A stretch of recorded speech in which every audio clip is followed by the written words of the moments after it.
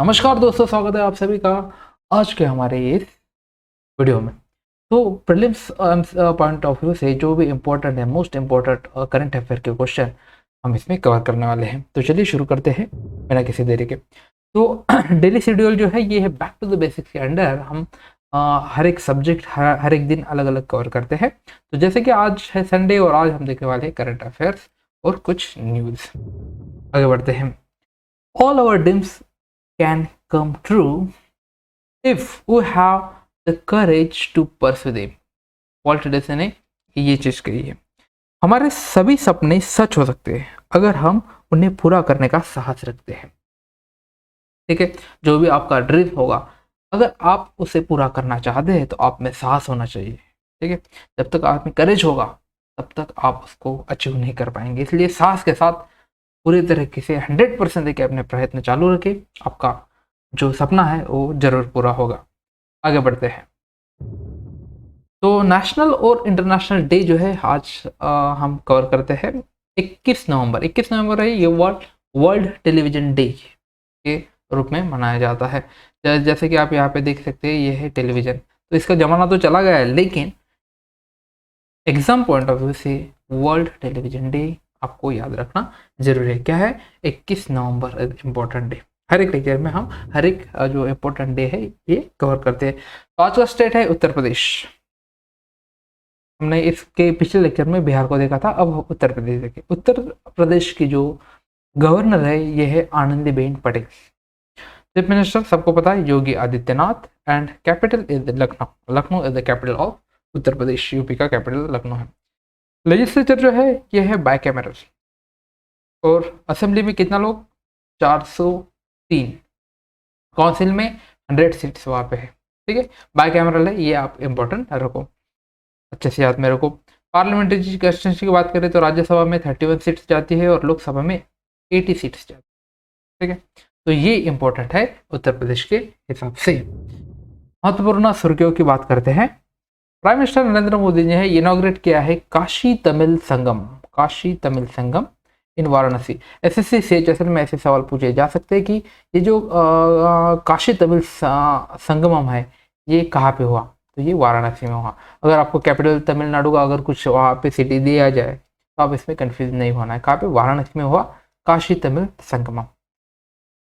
IAF air festival 2022 organize at headquarter maintenance command Vayusena Nagar इन नागपुर। नागपुर में इसको आयोजित किया था AFS एयर फेस्टिवल 2022 को। ठीक है, ये भी आप याद में रखो। विंटर सेशन जो है पार्लियामेंट का ये कब से चालू होने वाला है? 7 दिसंबर से लेके 29 दिसंबर तक। ये भी इंपॉर्टेंट है, आपको याद रखना जरूरी है।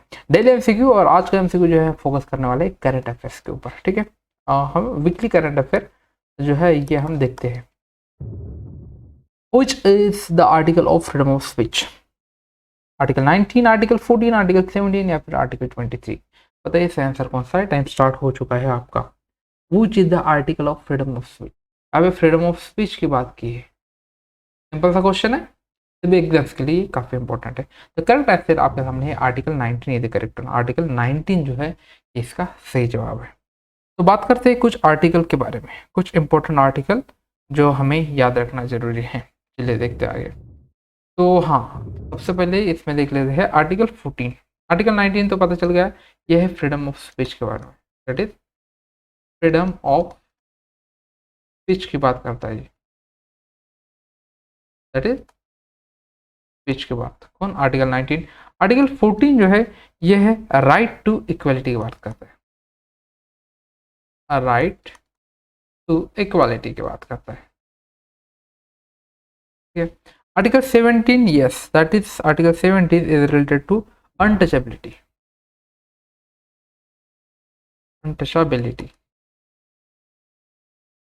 और article 23 is related to a right against exploitation। right against exploitation। तो चलिए हम इसके बारे में थोड़ा डिटेल में देख लेते हैं आगे। तो सबसे पहले जो है वो आर्टिकल है, कैटेगरी है आर्टिकल 12 to 32। आर्टिकल 12 से लेके 52 तक, ये हमारे फंडामेंटल राइट है। तो इसमें से कैटेगरी वाइज देखते हैं। सबसे पहले देखते हैं right to equality. Right to equality, right to equality की अगर बात करते हैं हम लोग, तो ये आर्टिकल 14 से लेके आर्टिकल 18 तक आता है। ठीक है, ये इंपॉर्टेंट है। उसके बाद की अगर बात करें, राइट राइट टू फ्रीडम की बात करते हैं। ठीक है, राइट टू फ्रीडम, ये कहा जाता है आर्टिकल 19 से लेके 22 तक आता है, आर्टिकल राइट टू फ्रीडम। उसके बाद right against exploitation, right against exploitation, हाँ एक्सप्लॉयटेशन, इसकी अगर बात करते हैं तो ये कहाँ से आता है, आर्टिकल 23 टू 24, दो ही आर्टिकल इसमें, राइट अगेंस्ट एक्सप्लॉयटेशन। आगे बढ़ते हैं, right to freedom of religion, right RIGST, right to freedom of religion, तो दैट इज रिलीजन।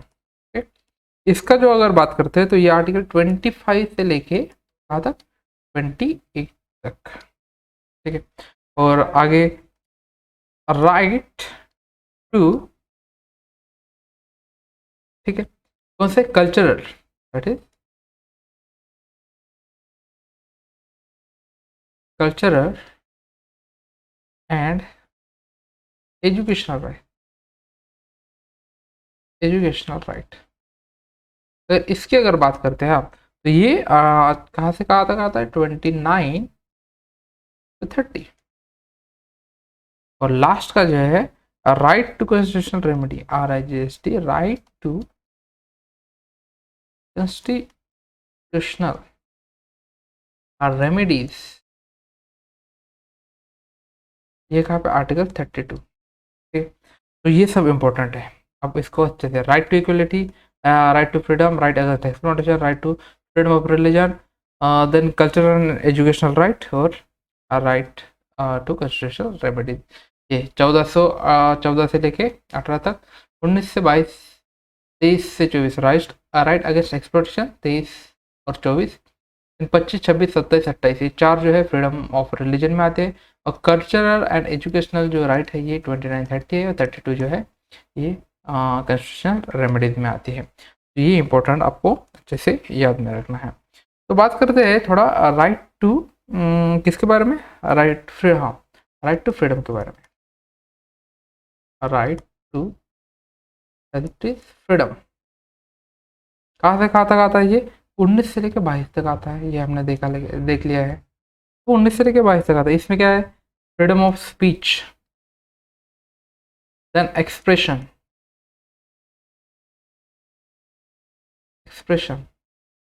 उसके बाद आता है असेंबली विदाउट आर्म, ये ठीक है, with arm without arm, assembly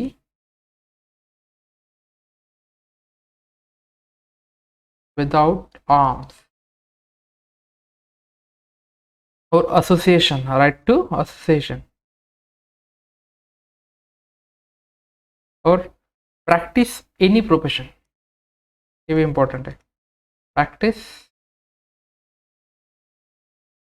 any profession,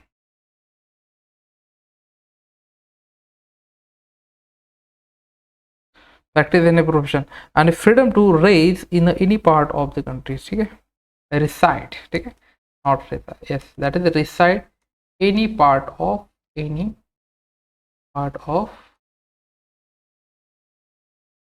country, देश के किसी भी भाग में आप रह सकते हैं।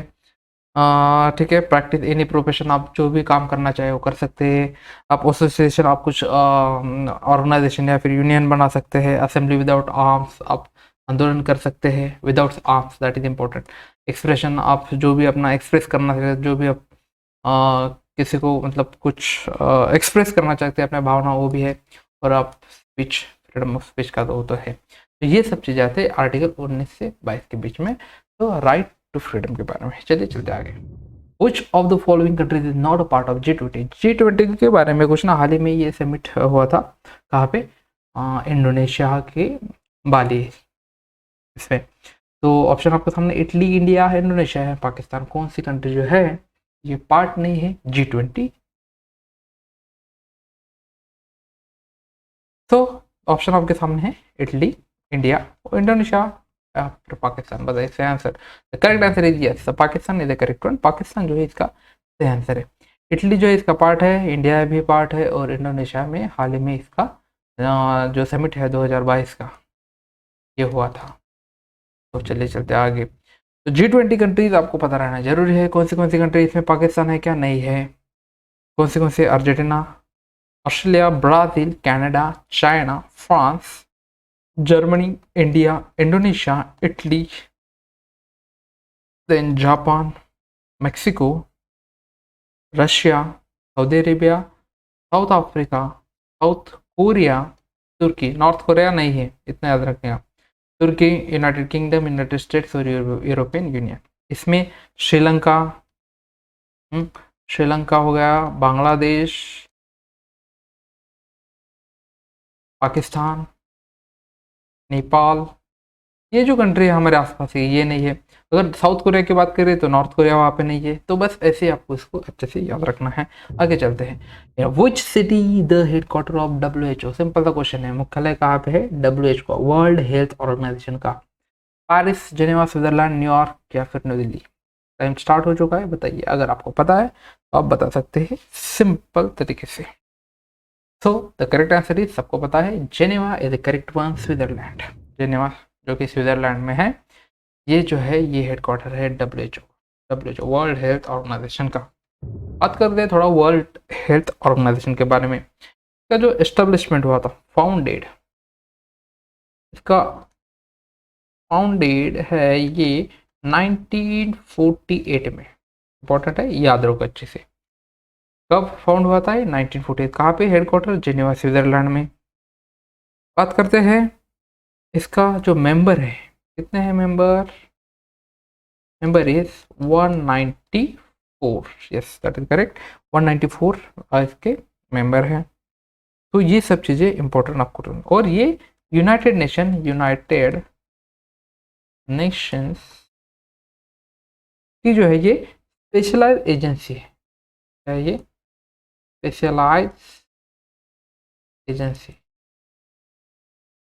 यूनाइटेड नेशन की स्पेशलाइज एजेंसी है। 194 मेंबर है। 1948 में यहाँ पे इसको जेनेवा